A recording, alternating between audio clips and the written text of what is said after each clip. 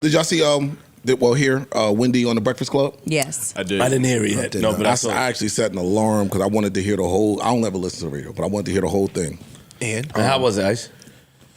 She did sound. She sounded good. Yeah, I mean, she she sounded Coherent. distressed and all that shit, Yeah. but she sounded good. She sounded coherent. I guess is a good word.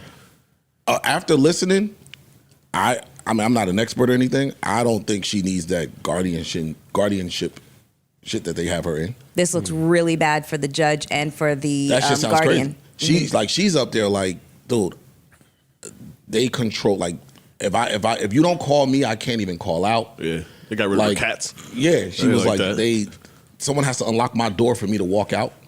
Like, she described this shit like she's literally in jail. Yeah, some fancy jails is what she described it as. And then she's saying the people that she's on the floor with are really having, like mental problems. She's like, I shouldn't even be here with these people. It was fucked up. Yeah, she said that she she made it sound like she was like in a convalescent home where everybody was like around like 80 and 90 and that sort of thing.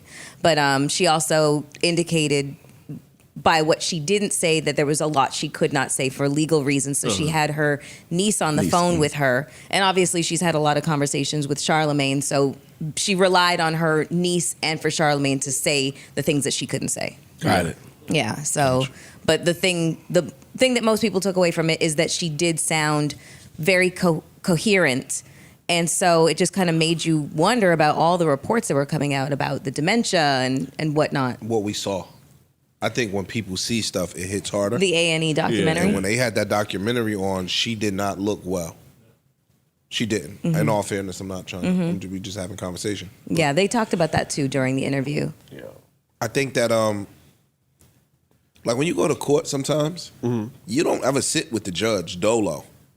Right. You get what I'm saying? Like you don't sit with the judge. So whoever hires the best attorney, that's the depiction that they're going to give you. In your case, I'm telling you, even with your case, if that film was not available to be seen, my nigga, now it's at the who could present the argument the best. You get what I'm saying? And so if she never had an opportunity to sit with the judge, they got this big ass A&E doc that's showing her not seemingly in the best light and in the best state of mind, then the judge is going to be like, all right, cool, I'm going to rock with this. I don't know the process, so y'all correct me if I'm wrong, but there should be some level of experts on each side to at least evaluate you.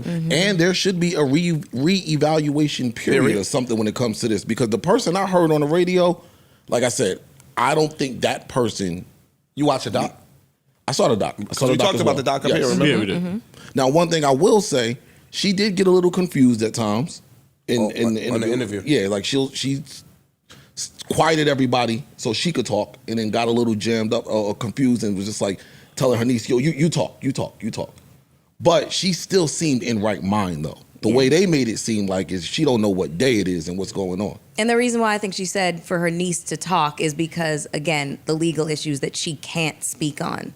But it just really... And she has a family that loves her, so why am I in this? Like, I have family members that are coherent, they're able and willing.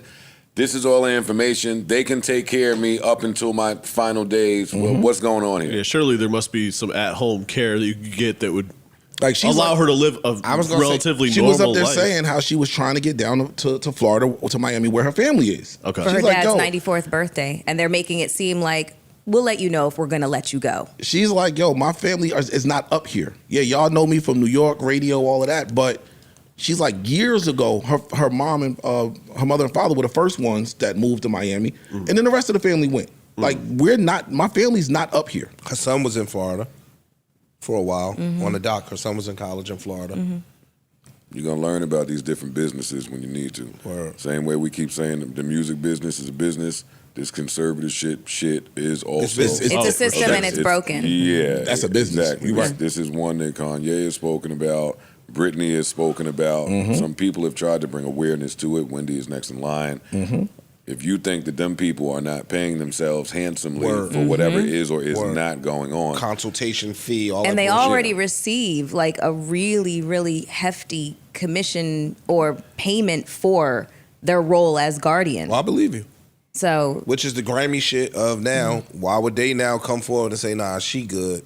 They not. Right. Yeah. there's no incentive for Bro, them Wendy to do said that. she got $15 to her name. She's like, I got $15. Oh, I believe you. Well, not to her name, I mean, well, but that's what she had access. on But it, in terms yeah. of, Access. he has absolutely, $15. she has no access to her money That's what I meant. whatsoever.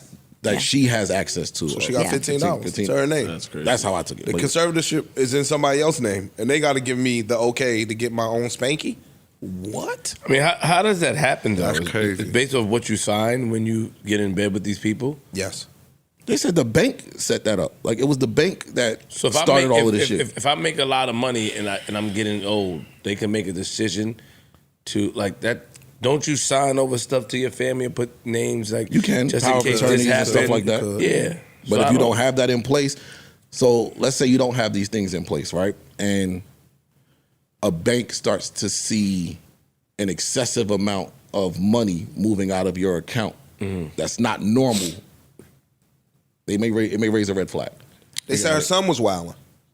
like but she over said- 180. They No, said her no, son was she- wilding. Her son was taking money, et cetera, et cetera.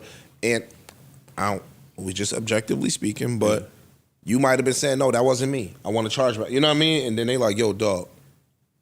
But she was like, yes, I know he had these things. I know this was happening. That's my son, and let him, yeah. A judge in a probate court decides whether to establish a conservatorship, reviewing evidence to determine if someone is incapacitated and needs a conservator to manage their personal affairs or finances. They also choose the suitable individual to serve as the conservator if necessary.